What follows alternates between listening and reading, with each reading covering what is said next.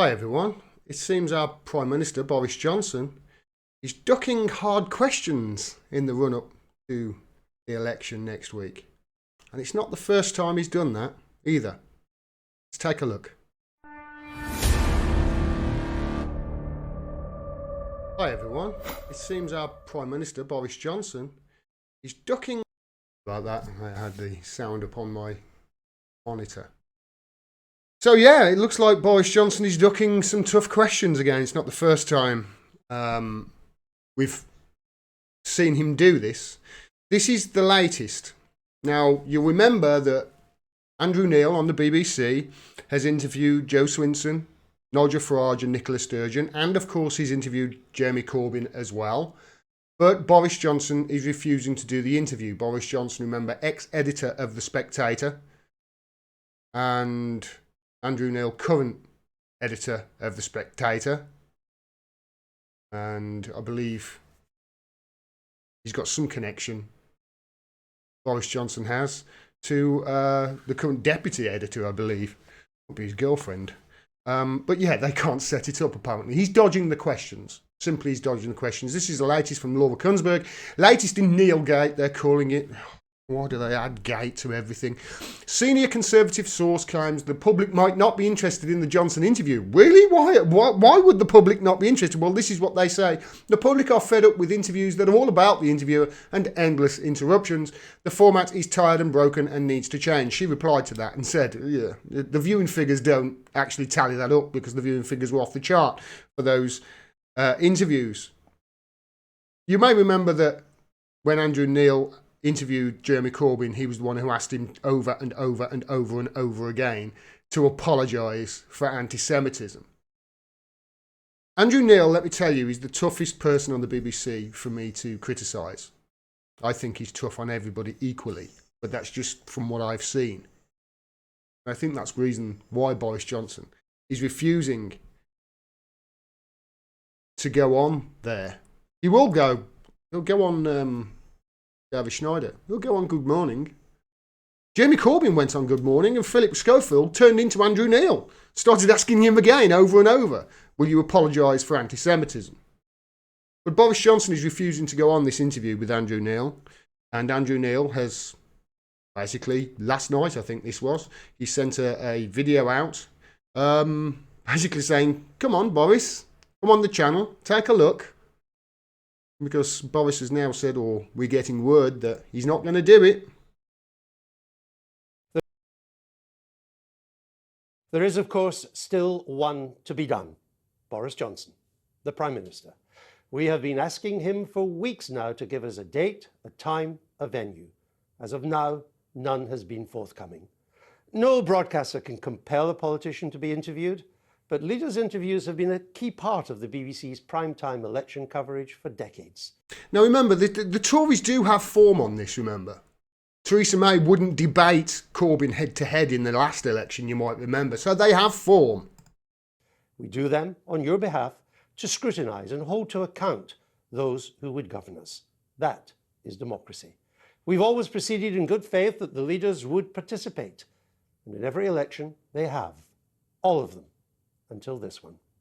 It is not too late. We have an interview prepared, oven ready, as Mr. Johnson likes to say. The theme running through our questions is trust, and why so many times in his career in politics and journalism, critics and sometimes even those close to him have deemed him to be untrustworthy. It is, of course, relevant to what he is promising us all now. This is the point. I think this is why. He's got a track record of being untrustworthy. He's got a track record of saying one thing and doing another. If you hold him to account to it by asking him tough questions, as Andrew Neil, in my opinion, does, Boris Johnson won't be able to get out of it by just talking over and babbling and being aggressive the way he was with Andrew Marr the weekend, if you saw that. He just bullied Andrew Marr. He won't be able to do it with Andrew Neil. Can he be trusted to deliver 50,000 more nurses when almost 20,000 in his numbers are already working for the NHS? Yeah, he's saying 50,000 more nurses. 20,000 are already there. He's included those in the figures, as I did a video about the other day. I'll play this out because it's actually a good segment. This is by Andrew Neil. He promises 40 new hospitals, but only 6 are scheduled to be built by 2025. Can he be believed when he claims another 34 will be built in the 5 years after that? Can he be trusted to fund the NHS properly when he uses a cash figure of an extra £34 billion? After inflation, the additional money promised amounts to £20 billion. He vows that the NHS will not be on the table in any trade talks with America. But he vowed to the DUP, his unionist allies in Northern Ireland, that there would never be a border down the Irish Sea. That is as important to the DUP as the NHS is to the rest of us. It is a vow his Brexit deal would seem to break. Now he tells us he's always been an opponent of austerity. We would ask him for evidence of that. And we would want to know why an opponent of austerity would bake so much of it into their future spending plans. We would ask why, as with the proposed increase in police numbers, so many of his promises only take us back to the future, back to where we were before austerity began. Social care is an issue of growing concern. On the steps of Downing Street in July, he said he'd prepared a plan for social care. We'd ask him why that plan is not in his manifesto. Questions of trust. Questions we'd like to put to Mr. Johnson so you can hear his replies. But we can't, because he won't sit down with us. There is no law, no Supreme Court ruling that can force Mr. Johnson to participate in a BBC leader's interview. But the Prime Minister of our nation will, at times, have to stand up to President Trump, President Putin, President Xi of China. So it was surely not expecting too much that he spent half an hour standing up to me. It was a really good segment, that was, by Andrew Neil. It was a really good segment, and all the points there that he brought up, that's the reason that Boris Johnson isn't going to sit down with him now. You know, the word is that he's not going to do it. He's just refusing to do it. Now, just think about that. He's refusing to sit down with a journalist because he doesn't want to be asked tough questions.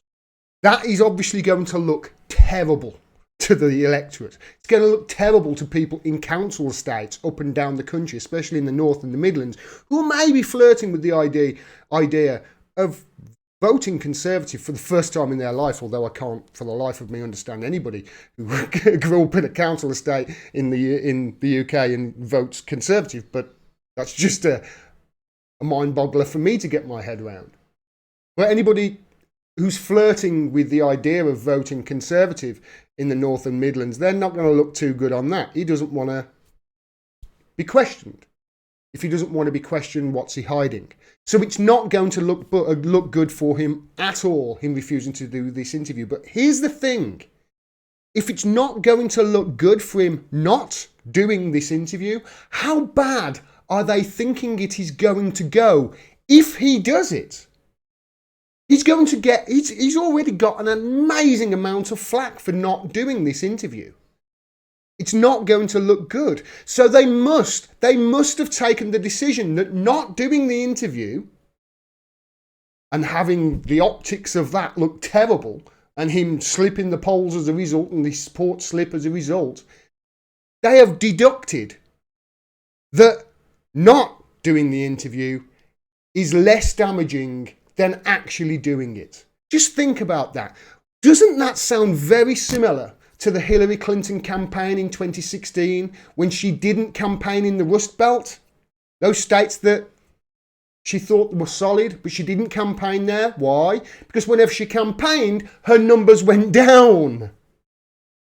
It's the same situation right now with Boris Johnson. I mean, it's a mind-boggler to me why he's not doing it. I mean, it's not like Andrew Neil's going to ask him a question on Gaza, is it?